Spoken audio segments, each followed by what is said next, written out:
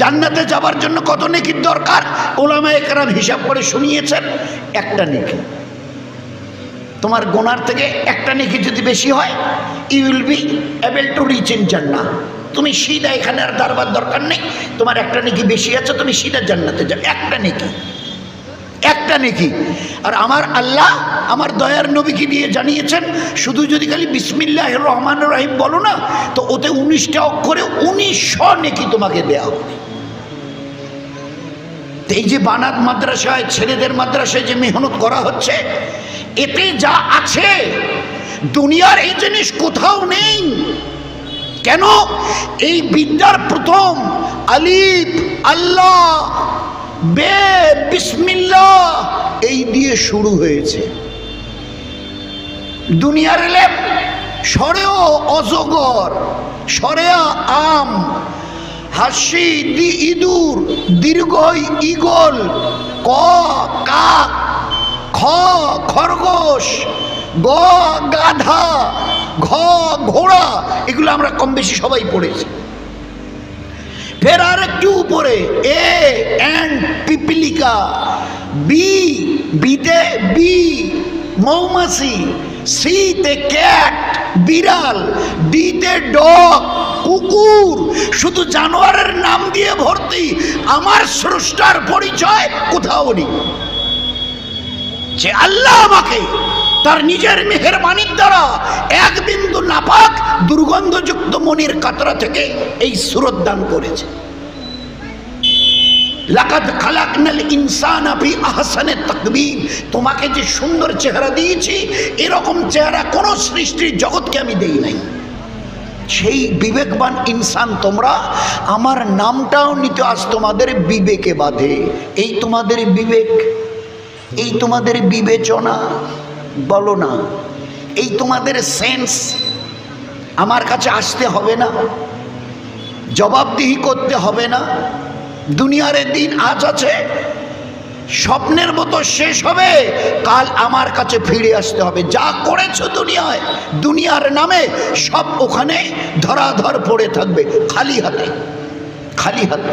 এই জন্যে আল্লাহ পাক লাখো নবী আর শেষে আমাদের দয়ার নবী জনাবে রাসূলুল্লাহ সাল্লাল্লাহু পাঠিয়েছিলেন জীবনের উদ্দেশ্যটাকে বোঝাতে, জীবনের উদ্দেশ্যটাকে বোঝাতে। এই জন্য দোস্ত, আজকের আমরা এই সময়টাকে হেলায় খেলায় নষ্ট না করি। এ একটা অমূল্য পুঁজি, এ একটা মহামূল্যবান সম্পদ। এর এক একটা সেকেন্ডকে হায়াতের কাজে লাগাই। দুনিয়াতে আল্লাহ পাক ইজ্জত দেবার ওয়াদা করেছেন, ইজ্জত দেবে। যেদিন দুনিয়ার থেকে চলে যাব, উপরের যেদিন ডাক আসবে, 8টা জান্নাতের দরজা আমার জন্য আল্লাহ খুলে রাখবেন, 8টা জান্নাতের দরজা। আর বাকি দুনিয়াতে কি চাও বলো? রহমত, বরকত, ইজ্জত, হেফাজত, সুখ, শান্তি, চেইন, সুকুন, রাহাত, ইতমিনান। আমার ইজ্জতের কসম দিয়ে আমি আল্লাহ বলছি, সব দিনের মধ্যে ভরিয়ে দিয়েছি, দুনিয়াতে নয়। দুনিয়া তো গান্দা, পচা, মূল্যহীন। আল্লাহ পাক বলেছেন, এ দুনিয়া এমন নাচিস, এমন গান্দা। আমি আল্লাহ পয়দা করার দিন থেকে, যেদিন দুনিয়াকে সৃষ্টি করেছি, ওই দিন থেকে আজ পর্যন্ত ফিরেও তাকাইনি। তোমরা যেরকম পায়খানা করার পরে, তোমারই পায়খানা, কিন্তু পায়খানা করার পরে ফিরেও দেখো না, আমি ওই রকম। আল্লাহ দুনিয়া এত আমার কাছে নাচিস, ফকির, মূল্যহীন, ভ্যালুলেস, যে সৃষ্টি করার ওই দিন থেকে আজ পর্যন্ত ফিরেও তাকাইনি। আর তোমরা নিজেরাই দেখছো, দিন রাত মাস বছর যারাই চলে গেছে, পুরুষ আর মেয়েরা যারাই যাচ্ছে, সব দুনিয়া যা কিছুর জন্য হাড় ভাঙা মেহনত করেছিল, সব এখানে পড়ে রয়েছে, খালি হাতে চলে যাচ্ছে। এটাই বুদ্ধিমানের কাজ। আর এমন কিছু করো যা তোমার সঙ্গে যাবে। এরই জন্য দিন দিয়েছি। আর দিনকে আমি আল্লাহ, দিনকে আমি আল্লাহ সমস্ত নিয়ামত দিয়ে, আল-ইয়াওমা আকমালতু লাকুম দীনাকুম আতমামতু নিয়ামতি, আতমামতু আলাইকুম নিয়ামতি।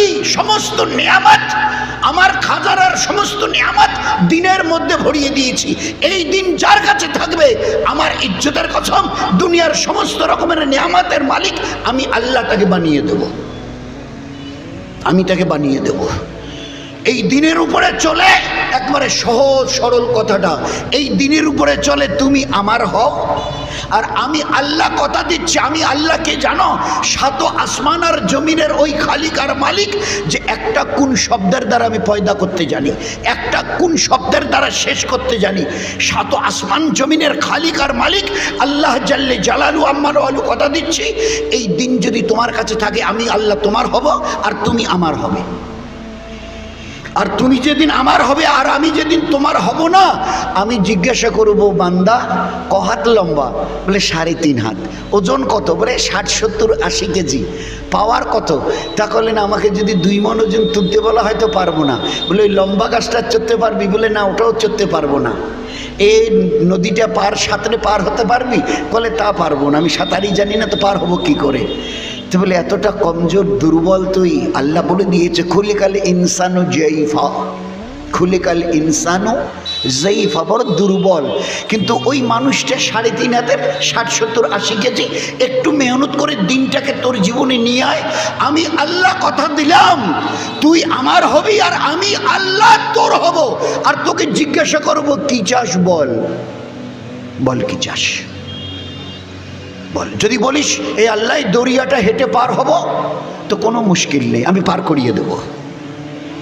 যদি বলিস এই আল্লাহ এরা খুব আগুন জ্বেলেছে, জ্বালিয়ে মারবার জন্যে, এই আল্লাহ আমাকে তো একটু বড় আগুনের মধ্যে ফেলে দেওয়া হবে, আমি জ্বলবো না, আমাকে জ্বালাবে না। তা আমি তোকে, হজরতে আবু মুসলিম খোলানি রহমতুল্লাহ আলাইহি দিনের দাওয়াত নিয়ে একটা এলাকায় গেছিলেন। তারা অন্য কওমের লোক ছিল। বলে যে আরে ভাই, আমরা যাদের মানি এ তো তার উল্টো কথা বলছে, এটাকে ধরে শেষ, আগুন বড় করে আগুন জ্বেলে শেষ করে দাও। তাবেঈনদের মধ্যে আবু মুসলিম খোলানি রহমতুল্লাহ আলাইহি, এটাই কয়েকদিন আগের কিচ্ছা।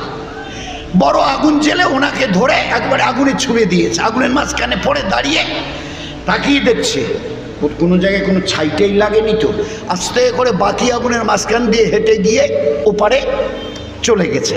তো যারা অত বড় আগুন জেলে ফেলে দিয়েছে, আর লোকজন জমা হয়েছিল অনেক, এই আগুনের মাঝখানে হেঁটে গিয়ে যখন ওপারে গিয়ে আগুন থেকে বেরিয়ে গেছে, তো শুধু তার ওই অবস্থা দেখে ওইখানে ইমানের কলেমা পড়ে ইসলামের মধ্যে দাখিল হয়ে গেছে।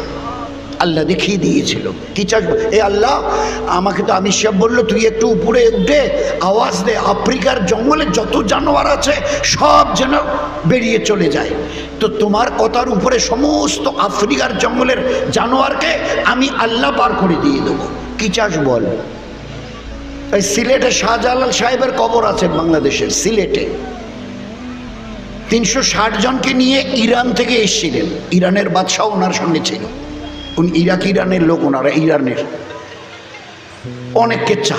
তো ওখানে এসে সুরমা নদী, সিলেট ডিস্ট্রিক্টে ঢুকতে গেলে সুরমা নদী আমাদের কুচবিহারে যেমন তোরসা পার হয়ে কুচবিহারে ঢুকতে হয়, এখন পুল আছে, আগে নৌকা ছিল। তো এসে দেখে যে নৌকো নেই, পুলও নেই। নৌকো যেগুলো ছিল ওখানে যিনি রাজা মহারাজা ছিলেন, খবর পেয়ে নৌকোগুলোকে সরিয়ে দিয়েছে। কিনারে এসে দেখে ভিতরে যে ঢুকবো, তো নৌকো ব্রিজ কিচ্ছু নেই, না নৌকো আছে না পুল আছে। তো ওনাকে জিজ্ঞাসা করেছে হজরত শাহজালাল সাহেব রহমতুল্লাহ আলাইহি, হজরত আমাদের তো ভিতরে ঢোকার কথা সিলেট শহরে, তাই যাবো কি করে? বলে এক কাজ করো, তোমাদের জায়নামাজগুলো আছে না? বলে হ্যাঁ আছে। বলে ওই জায়নামাজ বিছিয়ে ওর উপরে সবাই দাঁড়াও, আমি আল্লাহকে বলে দেবো এই আল্লাহ আমাদের তো অন্য কিছু নেই, জায়নামাজগুলো সাথে আছে, পানি দিয়ে বিছিয়ে দিয়ে ওর উপরে উঠছি, এই আল্লাহ তুমি আমাদেরকে পার করে দিও। তো নৌকার উপরে চলার পরে ওই নৌকাতে যেগুলো বোট লাগানো থাকে না, ওই যে মেশিন, বোটে মেশিন লাগানো থাকে, এই একটু পাম্প দিয়ে বুটু টুটু শব্দ হয়, চলে গেল। তো যেই ওরা নৌকো ওই জায়নামাজ বিছিয়ে দিয়ে সুরমা নদীর কিনারায় জায়নামাজ বিছিয়ে দিয়ে চড়েছে, আল্লাহ পাক পাই করে ওপারে পৌঁছে দিয়েছে, একজন সাথে ডুবে গিয়ে। এরকম হাজারো লাখো কেচ্ছা, তোরা কি চাস বল? এদিন আমার, আর এই দিন যার কাছে থাকবে আমি হব তার। আর যেদিন আমি তোমাদের হব, যা বলবে আমার ইজ্জত আর জালালের কসম আমি আল্লাহ করে দেখিয়ে দেব।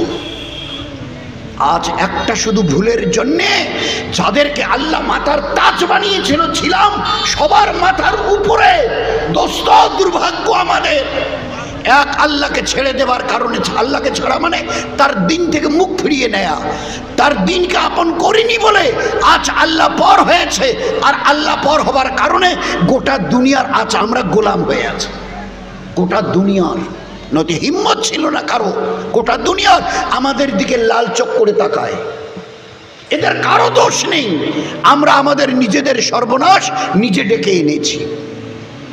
এই জন্য দোস্ত, এই মাদ্রাসাগুলোকে এতে হায়াত দিই, প্রাণ ডালি, একে তরতাজা রাখি। আল্লাহ পাক তার নবীকে দুটো জিনিস দিয়ে নবুয়তের পূর্ণতা দিয়েছেন, দুটো জিনিস দিয়ে।